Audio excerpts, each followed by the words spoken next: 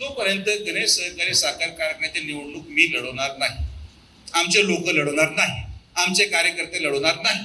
तो कारखाना तुमचा आहे, तुम्ही चालू. आम्ही तर म्हणतो नाही आम्हाला पाहिजे. मी सांगतो लिहून तू स्टॅम्प पेपरवर, आपला ऊस बाहेरच्या लोकांना घेऊन जाऊ देणार नाही. बाबांनो, आम्ही गणेश कारखाना चालत असताना तुम्ही किती ऊस नेला याचा हिशोब द्या. कार्यकर्त्यांच्या मेहनतीने एक काही नवं घर वाढू दिलं नाही. हे सगळे तुमच्या कष्टाचे फळ आहेत. तर त्या सत्काराचा उल्लेख मी यासाठी केला की जे काही ते सांगायचा प्रयत्न करतायत गणेश कारखान्यासंदर्भात, तर मी तुम्हाला एक गोष्टीची खात्री तेव्हाही दिली आणि आजही देतो की या क्षणापासून किंवा त्या दिवसापासून ज्या कालावधीमध्ये आपल्या पॅनलचा पराभव झाला त्या कालावधीपासून तर शेवटच्या जोपर्यंत मी आहे तोपर्यंत गणेश सहकारी साखर कारखान्याची निवडणूक मी लढवणार नाही, आमचे लोक लढवणार नाही, आमचे कार्यकर्ते लढवणार नाही. तो कारखाना तुमचा आहे, तुम्ही चालू. आम्ही तर म्हणतो नाही आम्हाला पाहिजे. मी सांगतो लिहून तू स्टॅम्प पेपरवर की आपले जेवढे सभासद असतील ते देऊन टाका राजीनामे. बाबा सभासद सोडून द्या. त्याच्या पलीकडे अजून काय बोललं पाहिजे? आपला कुठलाही उद्देश कोणाची संस्था बंद पाडण्यामध्ये नाहीये. जी न्यायालयीन लढाई आहे, जी हक्काची लढाई आहे, आमची लढाई दिलीपराव फक्त आणि फक्त आमचे प्रवरेचे पैसे सुरक्षित ठेवण्यासाठी आहे. कारण की ते पैसे प्रवरेच्या सभासदांचे आहेत, सुजय विखेंचे नाहीये, राधाकृष्ण विखेंचे नाहीये, ते प्रवरेच्या सभासदांचे आहेत. ज्या सभासदांचे पैसे आज आपण लावून तो कारखाना पुनर्जीवित केला, त्या पैशाच्या हक्काची लढाई आहे आणि ती लढाई लढावंच लागेल. त्या व्यतिरिक्त आमचा कोणाचाही द्वेष नाही, आमच्या कोणाबद्दल आम्हाला काही मांडायचं पण नाहीये. आणि जे आज संगमनेरून येऊन इथं भाषण केलं की आपला ऊस बाहेरच्या लोकांना घेऊन जाऊ देणार नाही. बाबांनो, आम्ही गणेश कारखाना चालत असताना तुम्ही किती ऊस नेला याचा हिशोब द्या. साकुरीमध्ये टोळ्या होत्या, नावं देतो मी. साकुरीमधून कोणाचा ऊस नेला संगमनेरनी, गणेश परिसरातून कोळपेवाडीने किती ऊस नेला, संजीवनी किती ऊस नेला. मग जेव्हा आम्ही कारखाना चालवत होतो तुम्ही नेल्याला चालतो आणि तुम्ही चालवायला लागले तर आम्ही न्यायचं नाही. आम्ही आमच्या कार्यकर्त्यांना जगवणार, आमच्या कार्यकर्त्यांना जिथं इच्छा असेल ते ऊस द्यायचं स्वातंत्र्य त्यांना आहे आणि ते देतील. त्यांना कोणी बळजबरी करू शकत नाही.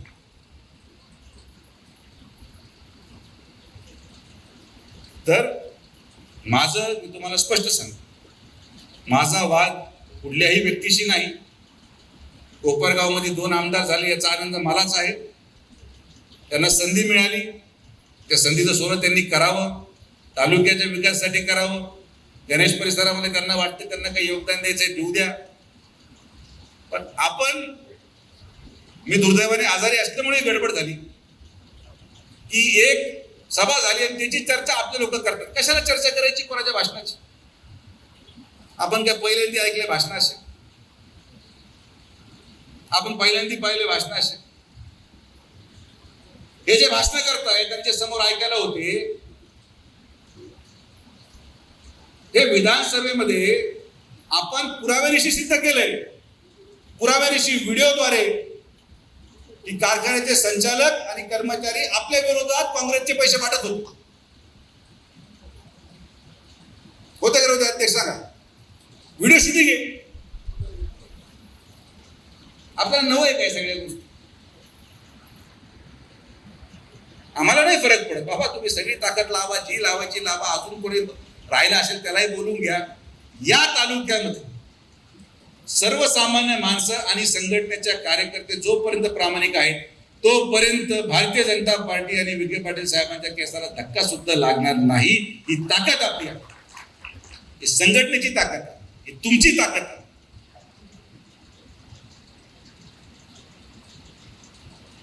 तर आपल्याला संघर्ष नवा नाहीये, आपल्याला कुरवड्या नव्या नाहीये, आपल्याला शेजारून झालेलं अतिक्रमण नवं नाही. आपण कुठल्याही परिस्थितीमध्ये कोणाची चर्चा करता कामा नये, ही काळजी आपल्याला घ्यायची. आपल्याला चर्चा करायसारखं भरपूर काय आहे ना. गोदावरीची चर्चा करा, कालव्याची चर्चा करा, पाण्याची चर्चा करा, MIDC ची चर्चा करा. आज राहता तुम्हाला मी सांगतो, लिहून देतो की 2 वर्षामध्ये जेव्हा राहत्या शहरामध्ये तुम्ही जाल, आज एक जाऊन या, फोटो काढा, व्हिडिओ काढा, आणि 2 वर्षानंतर राहत्या शहरामध्ये तुम्हाला ते शहर ओळखू येणार नाही, एवढं अवढव्य आणि सुंदर शहर आपण राहता करणार आहोत. राहताची ओळख, त्याची सुंदरता नाही. आपलं काम आहे, आपण सत्तेमध्ये आहोत, आपण काम. विरोधकाची चर्चा होता का? आपण आपली चर्चा करा, मजा करा, काय त्रास बनव. सगळ्यांचे काम होतील असंही नाही, काही कामं मागं राहतील, काही कामं पुढे येतील.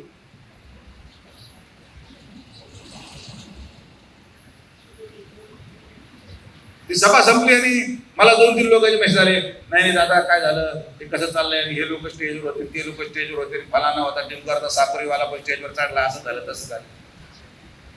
हा बापू, आणि SIR मध्ये जो ज्या भागात राहतो ना त्या भागात त्याचं मतदान गेलं पाहिजे. साकुरीवाला शिर्डी राहतच नको, राहतावाला साकुरीत नको.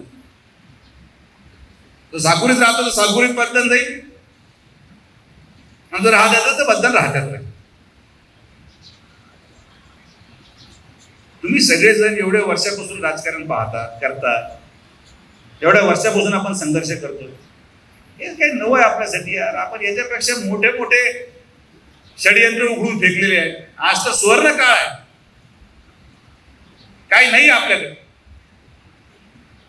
तुमच्या मताचा परिणाम पहा, तुमच्या मताचा परिणाम आहे, तुमच्या निष्ठेचा परिणाम आहे.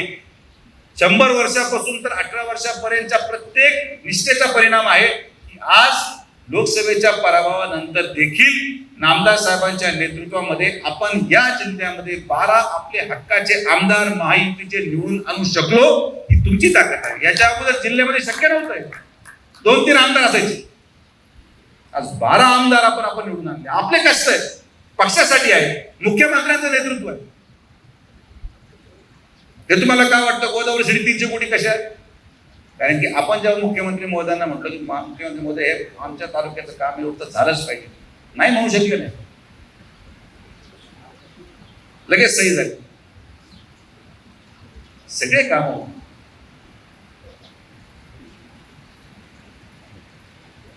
तर चर्चा करण्यासाठी गोष्टी भरपूर आहेत. नेगेटिव्ह चर्चा कृपया करून करत नका जाऊ, त्याने निष्पन्न काही होत नाही. मी आवर्जून सांगतो तरी मी सत्कार ठेवतो, हा ना, इथं आहे करू आपल्या कार्यकर्त्यांच्या माध्यमातून. आमचं काय म्हणतात, पक्ष वाढला पाहिजे, पक्ष मोठा झाला पाहिजे, कोणी व्यक्तिगत शत्रू नाही. मी तुम्हाला आजही सांगतो की माझं काही शत्रुता कुठल्या एका व्यक्तीबरोबर नाही, आणि आपण संयमाचीच भूमिका बजावतो. आपण संयमच ठेवलं पाहिजे. कितीही शेजारून अतिक्रमण आलं, कितीही शेजारून अतिक्रमण येऊन भाषण झाले, आपण आपलं काम विकासावर चालू ठेवलं पाहिजे. कारण की आपलं मतदान हे विकासावर आहे, आपलं मतदान हे प्रगतीवर आहे, आपलं मतदान या मतदारसंघाच्या आणि राहत्या तालुक्याच्या लोकांच्या उज्ज्वल भविष्यासाठी आहे.